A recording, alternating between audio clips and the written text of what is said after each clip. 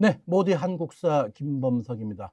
자, 오늘 시간에는 승리한 죽음 요렇게 제가 제목을 달아봤어요. 그래서 전쟁에서 이긴 아주 그 유명한 장군들 몇 명 선정해 가지고서 전쟁에서 이긴 영웅적인 장군들은 왜 죽음을 당했을까?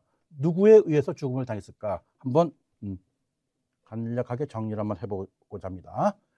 자, 오늘 이 뭐랄까 아주 유명한 장군들인데 우리나라 장군 한 세 분, 네 분, 그리고 또 외국의 유명한 장군 좀 인용을 해가지고서 한번 정리를 한번 해보도록 하죠. 자, 첫 번째 장군이 나오죠. 자, 남이 장군 뭐 너무 유명해가지고서 다들 알고 계시는 그런 인물이죠. 자, 남이 장군 그러면 어느 때 인물일까요? 조선 세조 때 인물이죠. 그래서 조선 전기 시대 때 최연서 병조 판서, 이때가 26세예요. 이때 병조 판서에 오른, 판서 그러면 오늘 같으면 장관이잖아요, 그죠? 여기 천재 무장이었다, 남이 장군. 자, 18세 무과를 장원 급제하고, 또 이때 세조 때죠. 이시의 난이 있었어요. 이시의 난에서 진압을 했죠. 막 화살을 여덟에 맞고도 그냥 용감히 싸우고 말이죠. 그리고 또 여진족 토벌에서도 아주 선봉으로 큰 공을 세워서 정말 세조로부터 많은 그 총애를 받았던 그런 장군이 바로 남이 장군이었죠. 그런데 이제 세조가 죽고 예종이 지기 후에, 그죠? 이 세조의 그 신임 세력들이 견제받던 중 유자광이라는 사람한테 또 모함을 받죠.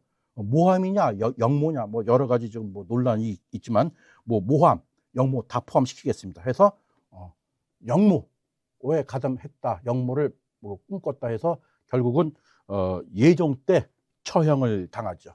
이때가 26세였죠. 그러니까 너무 억울하죠. 집안도 좋은 배경에서 태어나서 그야말로 승승장구를 했는데 결국은 영모와 어떤 모함에 연루돼서 죽음을 당했다. 그래서 억울하다. 자, 이렇게 많은 무공을 이름에도 불구하고 그냥 샥 한 방에 날아갔죠. 그래서 너무 억울해 죽어서 막 신으로 막 승격이 됐죠. 뭐 최영 장군이라든가 뭐 이런 게 그렇게 해서 남이 장군이 억울한 죽음을 다시 한번 어필합니다. 자, 두 번째 김덕령 장군이라고 있어요. 자, 김덕령 장군 그러면 또 아시는 분 다 아실 거예요. 임진왜란 때, 그죠? 어떤 의병을 이끈 의병장이죠. 그 젊은 장군이었죠. 그래서 이분의 공적은 사실 임진왜란 때, 그죠? 뭐랄까, 정부의 군사는 거의 뭐 바닥이 나 있는 상태고, 이때 의병 활동을 해서 왜군을 막으려고 노력을 많이 했죠. 근데 이때 이 임진왜란 때 이몽학이라는 또 난이 또 발생이 돼요. 또 이때 이 이몽학이라는 난에 이 김덕령 장군이 뭔가 내통 혐의를 가졌다 해서 억울하게 국문을 당하죠. 이때 당시에 국문, 직접 뭐 임금이 와서 뭐 칠남해서 뭐 너의 죄를 알겠다 해가지고서 거의 뭐 이 고문이 너무 거의 죽음에 가까운 고문이 돼서 살기 위해서라도 그냥 거짓말을 할 수밖에 없는 그런 상태, 그런 상황이 이때 당시에 어떤 군문이었죠. 그러니까 고문 끝에 죽었어요. 뭐 29살 때인가 30살 때인가. 그래서 이렇게 옥사를 했죠. 그래서 이 죽음을 가지고서 또 뭡니까? 민간에서는 너무 억울하게 죽었다. 그래서 결국 억울하게 죽음이 이제 그 인정을 받아서 김덕령 장군이 죽은 다음에 한 60년 뒤에 복권이 되죠. 그래서 광주 충정사에 모셔져 있다. 그래서 대부분 이제 억울한 죽음을 당하게 되면은 많은 전설이 또 생기게 마련이죠. 그래서 김동영 장군도 억울하게 죽은 장군 중에 한 명이다. 이렇게 해서 한번 선정을 해봤습니다. 다음은 임경업 장군을 한번 또 살펴보도록 하죠. 임경업 장군 그러면 또 뭡니까? 병자호란, 청나라에 와서 인조가 그죠? 3번 절하고 9번 머리 둘겼던 그 치욕의 그 병자호란 때죠. 이때 임경옥 장군이 이제 이 백마산성을 철저히 방어한 사실 충신이었죠. 그래서 청나라 군사를 상대로 해서 용맹히 싸우고 또 백마산성을 보수도 하고 방어 준비를 하고 그래서 정말 나라를 지키려고 노력을 했던 그런 장군 중에 한 명이죠. 하지만 이 임경옥 장군도 이후에 뭡니까? 대신이죠. 김자점이라는 그 대신의 모함으로 국문을 당하다가 장살당했죠. 매 맞고 죽었어요. 매 맞고. 너무 억울한 죽음이죠. 그래서 이때 당시에 인조도 야 이거 참 임경욱 장군 너무 좀 헛되이 죽었다라고 애석해 할 정도였다라고 합니다. 자, 임경욱 장군도 억울하게 죽은 장군 중에 한 명이라고 평가를 받죠. 자, 이번에는 좀 중국 쪽으로 넘어가 볼까요? 한신 장군 많이 들어보셨죠? 우리 뭐 초한지 뭐 책도 여러 개 있지만 그 한나라를 세운 한고조 유방의 1등 참모였다라고 우리가 알고 있죠. 자, 한신도 중국 역사에서 가장 뛰어난 전략가죠. 하지만 그 유명한 토사구팽, 그죠? 즉 토사구팽을 당했죠. 천하를 만든 이 한신 전쟁이 끝나자마자 결국은 반역자로 몰려서 처형당하죠. 여기서 나온 말이 그 유명한 토사구팽, 억울하게 죽은 장군 대표적인 인물 중에 한 명이죠. 한신.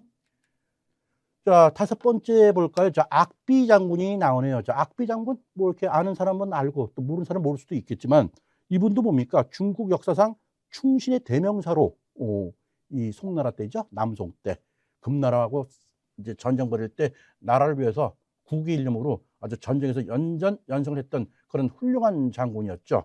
하지만 이 충신의 대명사인 악비도 모함으로 죽습니다. 나라를 구한 그 장군 악비. 근데 이 악비를 죽인 제목은 뭐 특별한 거 없어요. 그냥 이제 너무 이 사람이 잘 나가니까 견제와 뭐 들어갔겠죠. 그래서 그 소위 그 없을 막 모름지기 수 이술류에서 이제 막수유라는 한자가 있어요. 그 뜻이 뭐냐면 악비를 왜 죽였느냐? 즉 막수유. 그 뜻이 뭡니까요? 굳이 이유가 필요 있냐? 뭐 딱 그 하나입니다. 억울하게 죽은 장군 악비.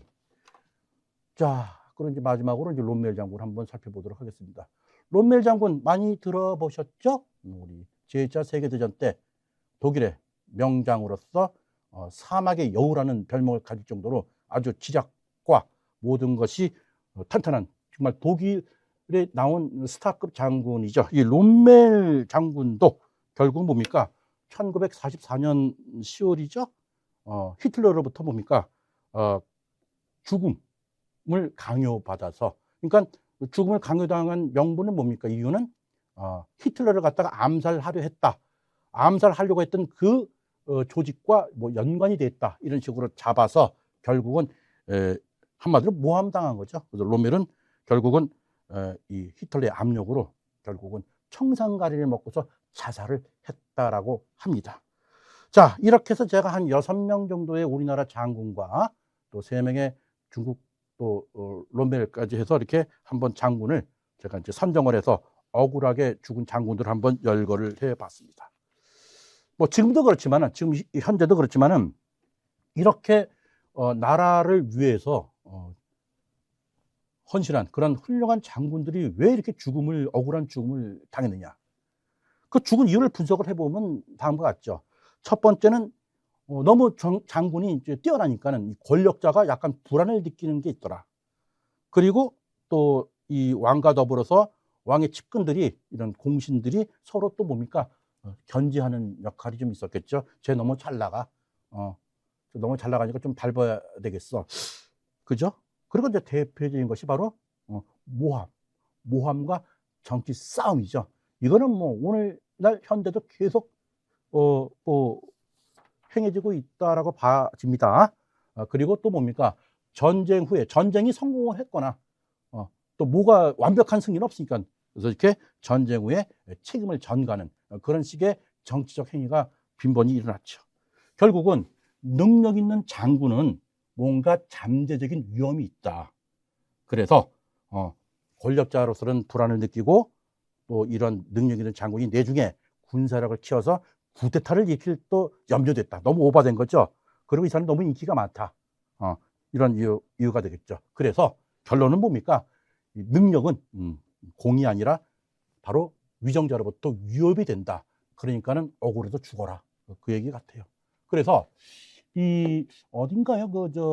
군사 잡지죠. 암스라는 그 군사 잡지에 보면은 지금부터 아주 유명한 그 장군들을 갖다 열거를 한 다음에 전쟁에 승리를 했지만은 그 사람들의 죽음의 약 60%는 본인의 자연사가 아닌 정치의 어떤 그 모함, 역모, 이렇게 해서 억울하게 죽은, 즉 그 나라의 정권에 의해서 죽음을 당한 장군이 약 60%에 이른다고 하네요.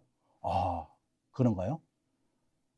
그러니까 이게 우리나라의 그 유명한 장군들 뭐 3명을 열거 있지만 그 외에도 얼마나 많겠어요.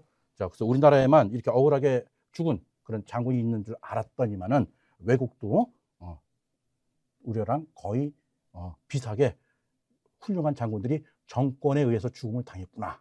그러니까 뭡니까?